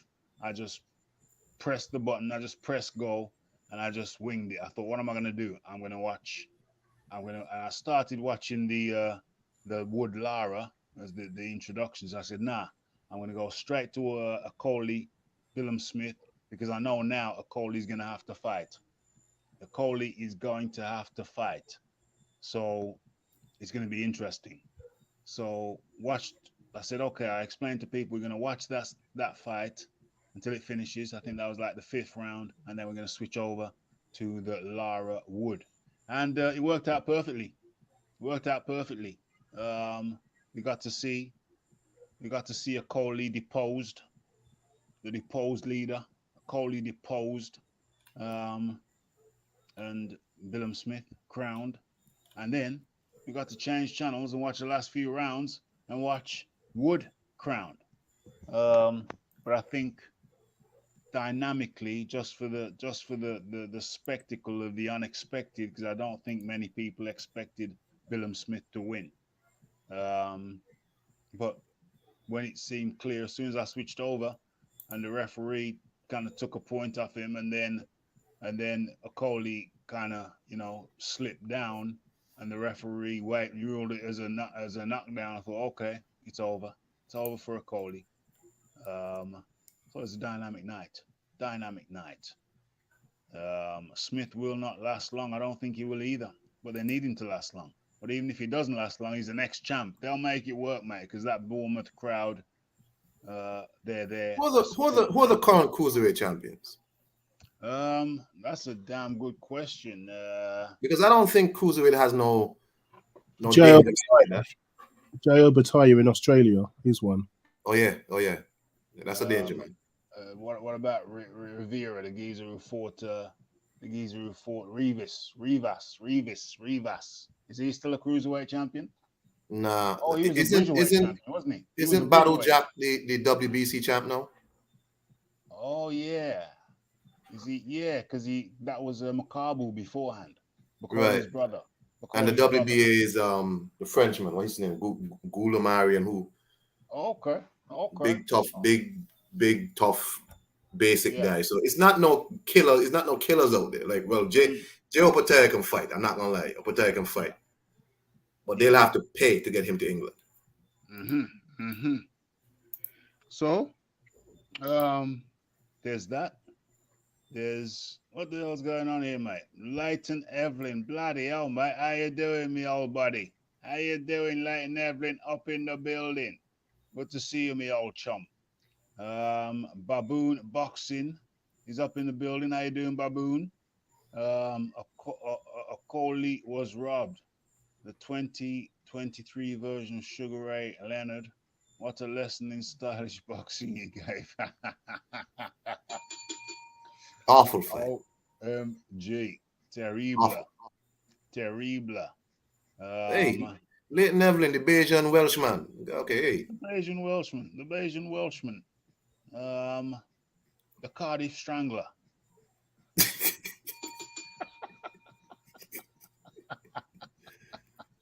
Oh my gosh. You gotta excuse my wit and humor. Newsflash, Eddie Hearn has been taken to hospital after choking on his caviar after hearing about Okolie. Oh, man. 100%. Oh, it man. was WWF, not boxing. You're telling me. Bad fight. Terrible. Mr. Kong is spot on. Smith had nothing, and Okolie was scared. Was he scared? I've heard a few people say that. Or was he looked like he was just flailing, like he was just diving in for hugs, then getting dropped, and it was just a terrible fight. I don't like watching these two people, and it was two people who made a bad night. And like Billam-Smith is a basic fighter. Very basic. But man, I don't know. Very basic. Awful. But I must say, the Lara Wood fight. So I picked Lara to knock out Wood again, right? Yeah. So here I'm thinking, okay, so Lara comes in, he misses weight or whatever. So I guess there's a rule about a pre-weighing check to see how heavy you are before you cut weight. Yes. So he was apparently rather heavy. Yeah. And they was like, man, you didn't even try to make the pre-weighing check. What were you doing? So we're not gonna allow you to cut. So okay. You lose your belt on the scales. So I'm thinking, okay, well, this man didn't really cut no weight, so he's fresh. Yeah. Leigh Wood cut his weight. Yeah. So he shouldn't be fresh. He shouldn't be fresh.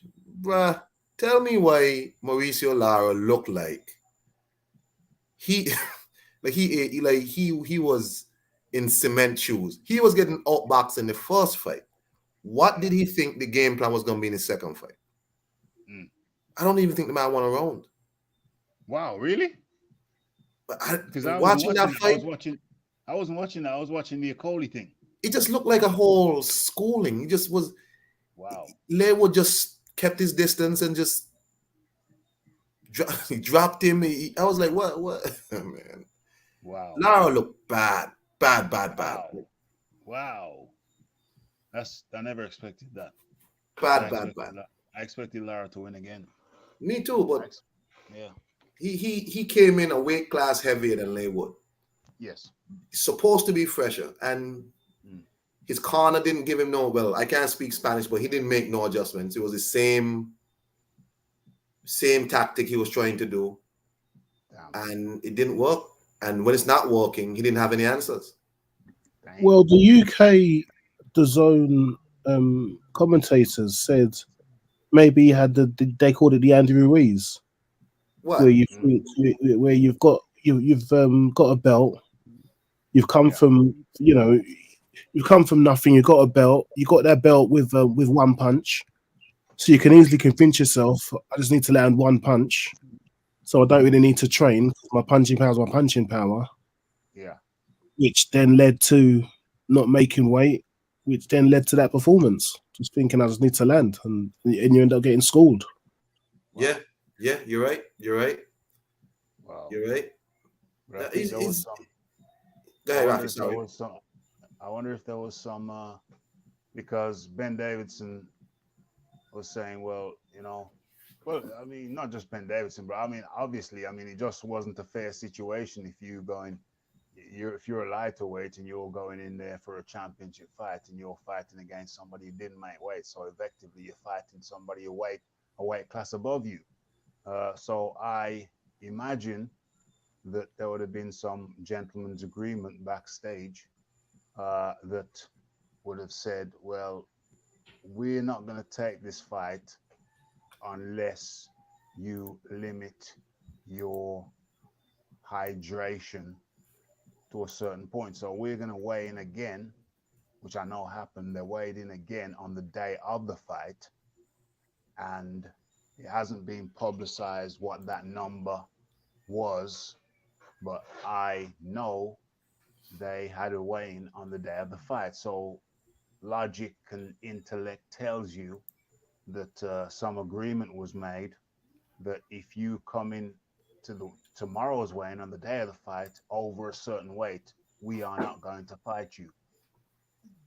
So I would suspect that they didn't give Lara, and rightly so, they didn't give Lara the opportunity to fully hydrate, to minimize his advantage. See what I'm saying? You feel me? Well, I don't have a problem with that. No. That was the right thing to do. But what I'm saying is that would have reflected in Lara's performance. Back to the cat suit. Back to the cat suit. I had to scroll for this.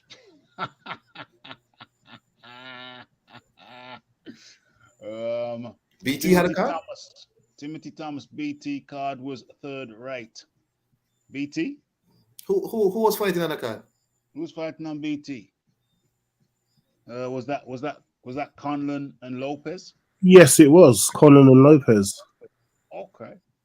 Conlon got knocked out in the 5th round by uppercut Iron Kong, if you didn't know. BT card was third rate. So it looks like only the zone had the. Lara didn't even try. Well, like I said, people saying he didn't try, but what I'm saying is that I think they limited his rehydration, and rightly so. Otherwise, he could have been 2 weight classes above.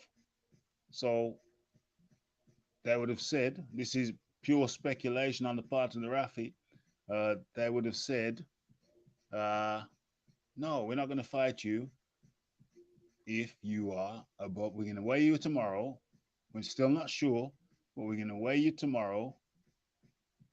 We're going to weigh you tomorrow, And if you're above a certain weight, then the fight's off. Fight's going to be off. So that's why I think that Lara, one of the reasons, Lara was off.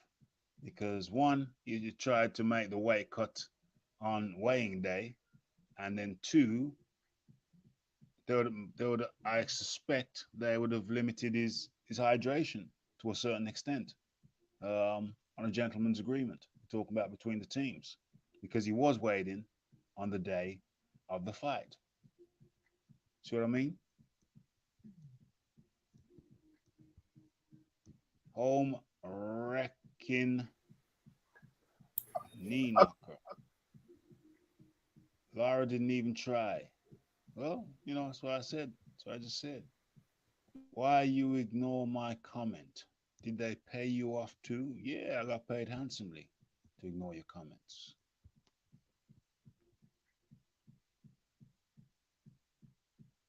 Yeah, as you're saying, Leon figures.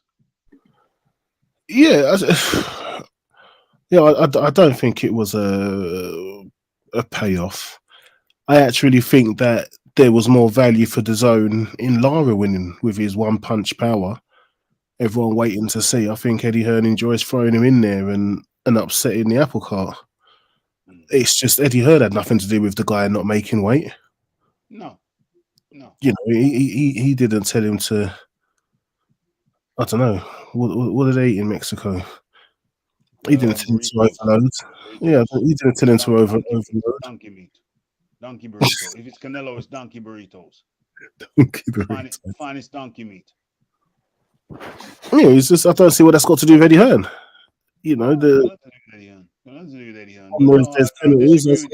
I would disagree with you that if you say that Eddie Hearn would prefer Lara to win over Woods. No, I disagree with that. He wants the homegrown talents. He wants the homegrown talents. He wants Leigh Wood to develop. He's 34 now. He's in the twilight of his career. But a guy from Nottingham can fight up in Manchester too. You know what I mean? From the Midlands to up north a little bit, or come down south a little bit, comes from the Midlands. Why does this keep on reappearing? I keep on accidentally nudging it. That comment. There we go. Like, subscribe, comment, share. So I think that Eddie Hearn is overwhelmed. He's over the moon. It's over the moon, as they say. That Wood came through. Over the moon, that Wood came through. What am I doing here? Yeah, there we go. Just checking out these abilities that you have on using the phone. What were we saying? So that was an interesting night, very interesting night. It was a fun night for me. And I'm sure it was interesting. It was just an interesting night. It was a fun night. We have a new cruiserweight champion. It's quite bizarre. It's quite bizarre to watch them, the two of them. Sometimes Chris Billam-Smith would just be standing with his hands at his side, looking dog tired. Exactly, Rafi. Yeah, just standing with his hands at his side. Would you expect Would you expect to see better in a white collar bout? I would just expect to see better. Full stop. I would expect to see better. Full stop. Because I remember looking at Billam-Smith, just standing with his hands at his side. It's like, and this cat, not taking it away from him, but this cat is now a world champion. A cat who even his mother never expected to be a world champion. I don't think he expected to be a world champion. I don't think his cornermen expected him to be a world champion. I honestly don't. When you look at the expressions on their faces, when you see the expressions on their faces, it's like, wow, I couldn't believe it. Well, that's how he was crying and all that. But like what he was saying, Rafi, like his hands was to his doctor. Like that's how he always looks. Like any fight Chris Billam-Smith is, he always looks like if he throw one more punch, he gonna collapse. Like he always looked terrible, mouth wide open. For real. And there's a rematch. There's a rematch. Ugh. There's a rematch. You know what I mean? I wasn't even gonna go live, but I have to give him credit. It's the fact that he knocked down Lawrence Okolie that kind of made me jump out my seat and said, "Okay, let's go. Let's do this. I don't want to miss. I don't want to miss this night of fights. I don't want to miss it. I was gonna miss it, bro. I want to go live. I want to share it with the people. Share it with the people. Them. Hey, Like, Rafi, yeah. before you get up, I want to know what you think about Devin Haney saying he want the Regis Progress work. Wow. Well, I think he'd batter Regis Progress. The man said he apparently he said he gonna be ringside at whatever him and Eddie done talk. Yeah. He said it wasn't Eddie that offered him the fight. Right. He asked for the fight against Regis. What weight is that? Is that 140? 140. Oh, he wants to go up to 140. So you know the Lomachenko fans, and of course somehow the Tank fans always find themselves in these discussions. Yeah. And they're just losing their minds. I was watching an interview from Dan Raphael. Yeah. And he said, these Lomachenko people are sore losers. They're just sore losers. It's ridiculous. I saw that interview. I heard him say that. They're sore You know, losers. but I got to give the young man props because he ain't ducking no action. You know how much people duck Regis Progress? Yeah. Regis Progress is good. I just think Devin Haney has got that work for him. I am just glad that the worst thing Haney could do is stay at top rank. Yep. Because people would definitely say that the result was fixed. Yeah. So with him leaving, it shows there was no incentive for top rank to fix no fight. To fix anything. Yeah. I agree. Because he always agreed and got on with Eddie Hearn. Yeah, who's at the wife swapping party? Throwing the keys in the bowl. Sorry, Rafi, that's my young son here. That's all right. Trying to disrupt the Dawkins broadcast. That's all right. Well, you know, over here, Kong, you know, they have I don't know if I'm on speaker over there. I don't know if your boy can hear me. Can you hear me? I'm hearing you, Rafi. Hearing you. Yeah, we can. It's slightly further off, but we can still hear you. Yeah, you're a little bit low. Yeah, I'm a little bit low. Sorry about that, but I'm on the phone with a headset. Yeah, there's a tradition with in certain country, in certain villages, where couples get together and they throw the keys in a bowl, and whoever picks out whoever's key, then that guy pairs up with the. Anyway, back on topic. That's a swapping party. But anyway, sound like you've thrown plenty keys in bowls. Well, you know, I'm not that generous. I'm not that generous. So so I'm not that generous. So I might rock up alone. Rafi might rock up alone. I'm sure you would find some young filly in the gym. Well, there we are. To borrow for the evening.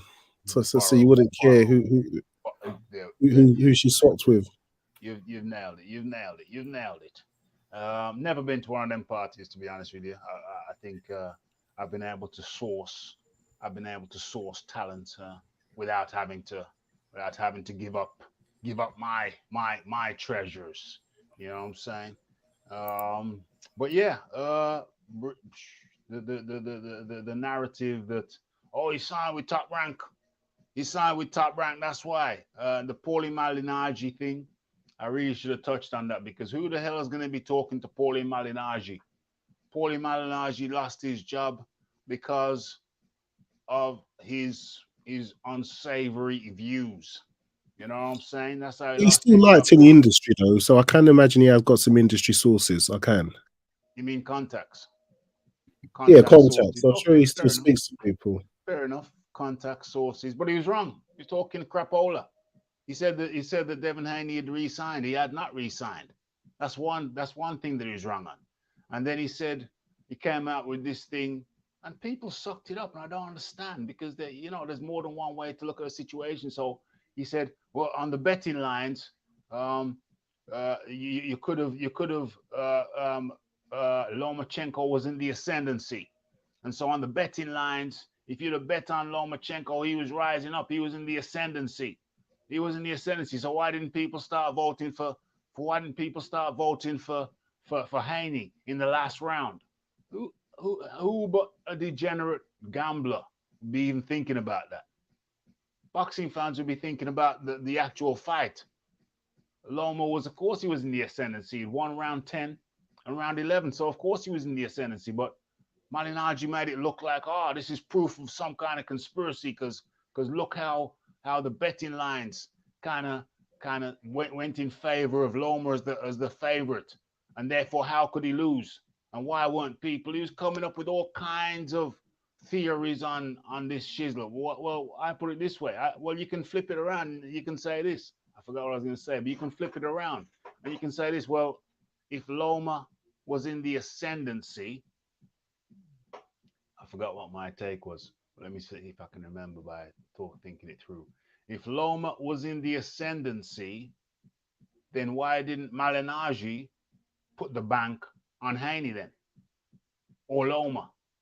Why didn't he put some? Where was his betting slip? You were saying he wants to see other people's betting slips. Where was his betting slip? So what the hell is the man's logic? Loma was in the ascendancy, so why didn't people put the bank on Haney or the bank on Loma? The whole damn thing made no sense. His whole analogies made no sense. Haney's re-signed with Top Rank. Wrong. Loma was in the ascendancy, so why didn't people put the bank on Haney? And why did Haney win when the betting lines showed Loma was in the ascendancy? I think Dan Raphael's breakdown and assessment for people who didn't see it, I think it was marvelous. He said, listen, it was a close fight. One round. He said he had it as a draw, which I did initially. He had it as a draw. But 1 round or 2 rounds here, 3 rounds there, in close rounds, you go with the style you like. So Dan Raphael, he was very, very level-headed on the whole thing. Yeah. I mean, I don't even think it was a close fight. It was close rounds, but if one man scores, I mean, like take the Jack Catterall fight, Catterall v. Foley. After the first 3 rounds, it was just clear. Catterall was just jabbing man's head off. But then by the 4th fight, where he keeps a scorecard normally. By the 4th round, Foley started to make little inroads back, with his aggression.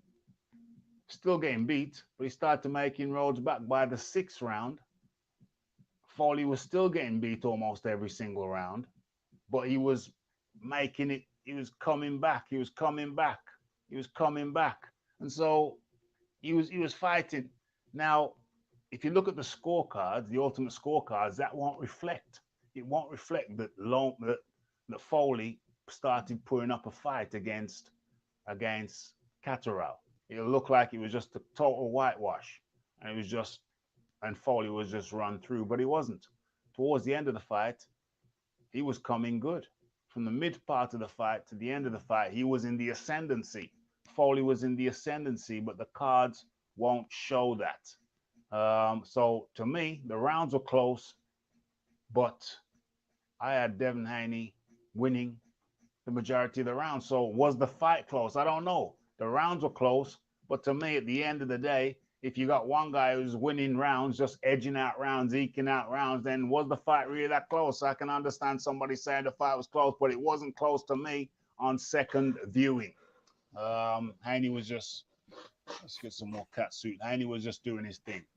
So if I play devil's advocate, can we not see that somebody else might say the rounds were close and the things we like that we gave to Haney that they might like and given to Loma and be saying the same thing that we're saying, like that it wasn't close? Absolutely. The difference is figures. This can't be a robbery if it's a fight that's nip and tuck like that. Exactly. Ultimately, somebody got to win the fight, but it's not like somebody got completely, absolutely dominated and you give it to the other guy anyway. That's a robbery. Mm. You don't have robberies in nip and tuck fights. You call it a robbery because you just don't want. If this was anybody else, it wouldn't have been a robbery. A lot of people, for a lot of different reasons, do not like Devin Haney. Really? You have people from a wide cross section. Because if people had said Loma won, I'd have been like, oh, okay, nip and tuck fight, close fight. And that's fine.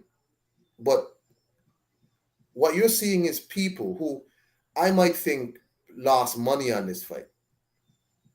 How they're acting. It's almost as if, Lomachenko had Devin Haney down a couple of times and they still gave Devin Haney the fight. So who fixed the fight? Because Devin Haney, the guy who they had to strong arm to come to top rank, the guy who was fighting the top rank Golden Boy,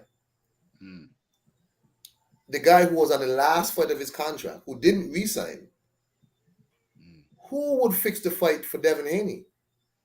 The top rank? Who? Bob Arum walking out saying Lomachenko won by a wide margin? So who fixed this fight? That's what I want to know. Who fixed it? Who? Yeah. Who the hell fixed the fight? Well, I think the issue is that judge that scored round 10 to Haney. Even if he didn't give it to here, Lomachenko still would not have won. Yeah. And we know that sometimes some of these judges fall asleep at the wheel. They're old. Sometimes they fall asleep at the wheel. But I just want to give Devin Haney his props. That's all, Rafi. Sorry about that. Sorry to take it off. It will be interesting to see how they find a way not to give him his props if he actually goes ahead and faces Regis Prograis, because up at 140, they're killers compared to 135. No. Yeah. You see, figures, a lot of them so-called YouTube experts was saying Devin Haney not gonna move. It's all killers up there. It's all killers up there. Just like you were saying, it's all killers. You got Matias, you got Prograis, you got whoever, Ramirez and all these other people. Now, if he goes up to fight, you already see it in the comment section. Oh, he's ducking Lomachenko. He's ducking Tank. I'm like, how Tank even get into this discussion? Yeah. He's ducking Lomachenko by fighting a much more violent fighter in Regis Prograis. Yeah, crazy. I think he's gonna smash Regis, bro. I think that's a good. Me personally, I think he's got the skill set to deal with Regis, and Regis is a southpaw as well, isn't he? Regis yes, he is. Yeah. So he just finished fighting the southpaw. Now he's gonna. I like it. I like that matchup. And I don't know where's this entitlement where they feel that Loma is entitled to a rematch. Where was Jermaine Ortiz's rematch when he got robbed? I think the WBC have put him number one now and nudged Shakur Stevenson. Yeah. Which I like that. I like cool. Let him fight Shakur then, because Shakur's got a lot to say for himself. But what's interesting though, Rafi, you see how Top Rank has lobbied for Lomachenko to, after a loss, to be number one for a belt. And Shakur now gets the shitty end of the stick. Yeah. So especially with the cut as well, he'd get like a smaller percentage now. Exactly. So clearly you're seeing who Top Rank favors. These guys who sign with Bob Arum understand he likes who he likes. Yes. We know who he likes. But then a second ago, they were saying that he likes Haney because he fixed it for Haney. No, only Teofimo Lopez was saying that. Yeah. Because then, he went in and he said Loma won. I think Loma won. He said that at the press conference. He wasn't shy. He wasn't shy. He wasn't shy about it. But now Shakur is going to be wondering. There was a host of people come out at the end of the fight and said that Loma won. And he's emotional. I think that was an emotional response. And then afterwards, when he sat down and watched the fight again at home, I saw a Conor Benn interview. He said, I don't even think he was that close. I don't even think he was close. It wasn't even close. Now I understand what he's saying.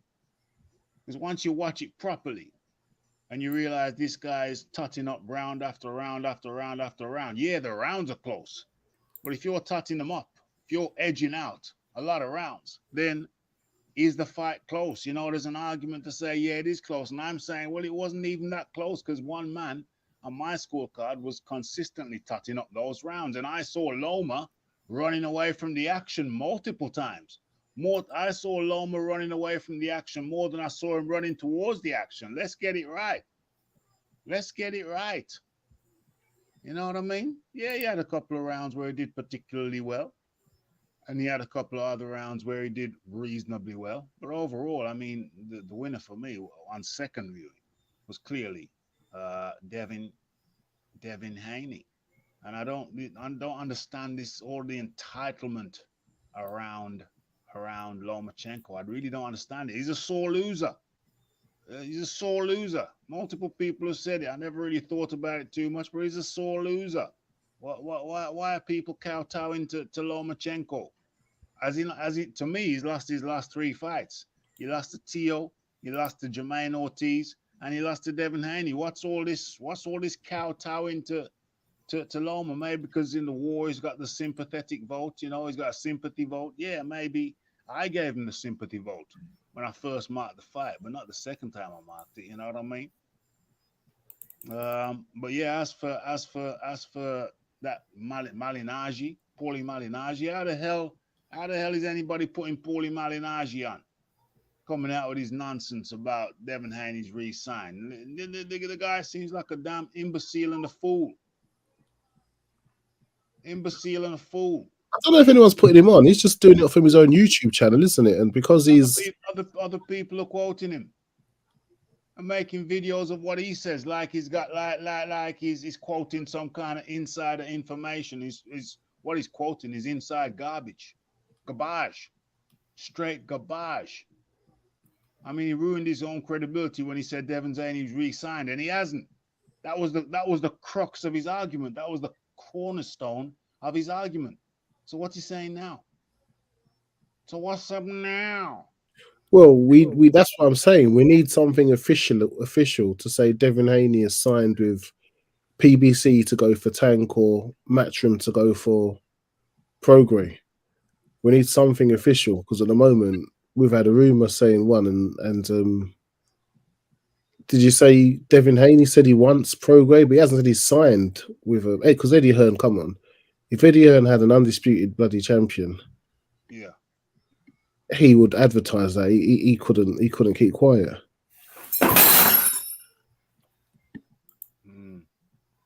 Sorry, Raf. That's all right. Is something broken? Nah, this kid is playing with a goddamn. 1 second, let me clean this up. My bad. All right, no problem. So what?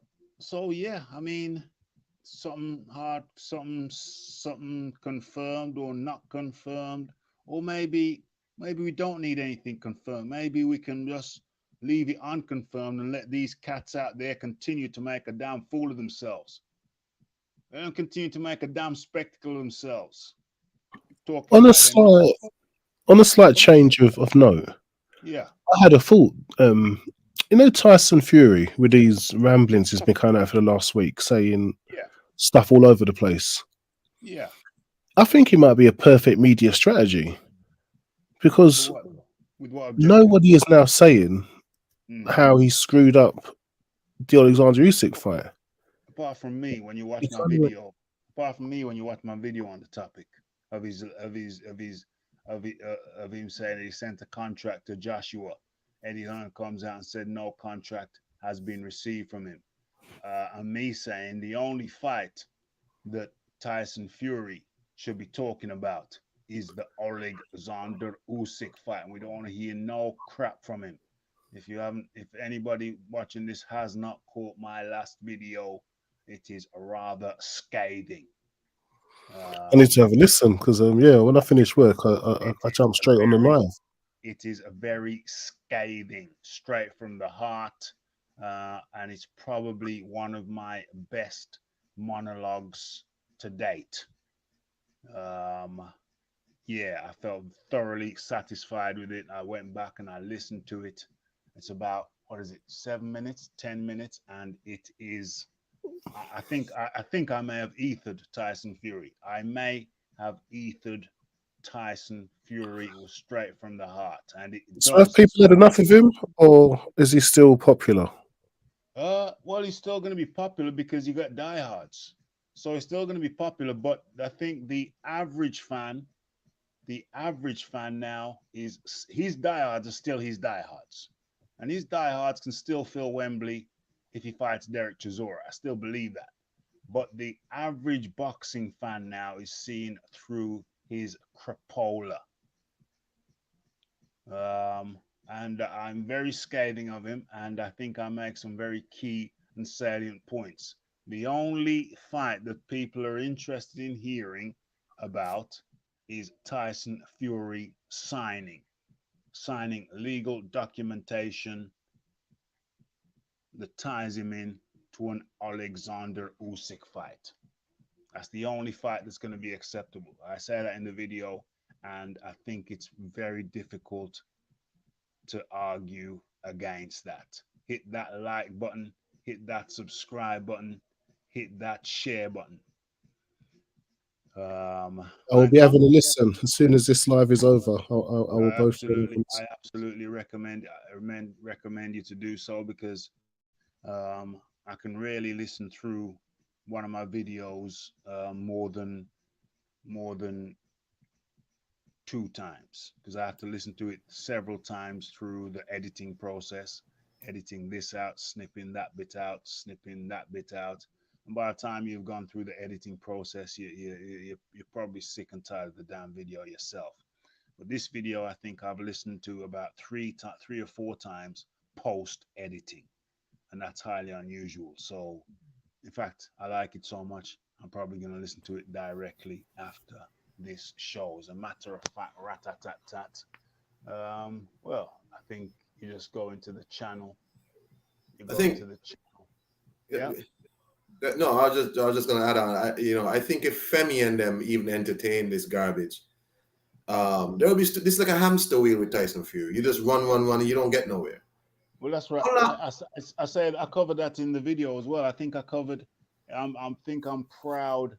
I'm very proud of the video, and so much that I've covered so many. Watch the video. Points. Oh, okay, cool. Yeah. Comment on the video. Oh, I didn't realize. I haven't checked it since. I need to go and check it. I think I made so many salient key points, and I did it in the editing because I cut out a chunk because I went in one direction, and I cut out that chunk, and it flowed much better. And I think I made more salient points regarding this situation than I have done in many a video. I think it's salient point after salient point after salient point. I'm extremely happy with the video. I don't really judge a video's success on the numbers. I judge it on how many salient points I make. And I think that I'm extremely happy with that video in terms of the number of salient points. I think I to use the term, I clarted Tyson Fury in that video straight from the heart. I was just pissed off. I'm just pissed off with his crap. I also make the point that Joshua should pay no attention to this cat. There's too many points. I mean, another time when Fury comes out with an offer, or I've sent a contract. Who wants a contract from you? I've got things on my plate. Why the hell do I need a contract from you when I'm doing my thing? You're just sitting down eating chocolate digestives and custard creams. Why the hell do I need anything from you? You go and fight Usyk at the end of the year and come back to me first quarter of 2024. Very simple. Very simple. But you know what, cats, guys, ladies, gentlemen, we got any ladies up in the building? Put your hands in the air. Yeah, you know what? It's past the Rafi's bedtime. We've got a busy Sunday. So, gentlemen, thank you for coming on. Your final words, the Iron Kong.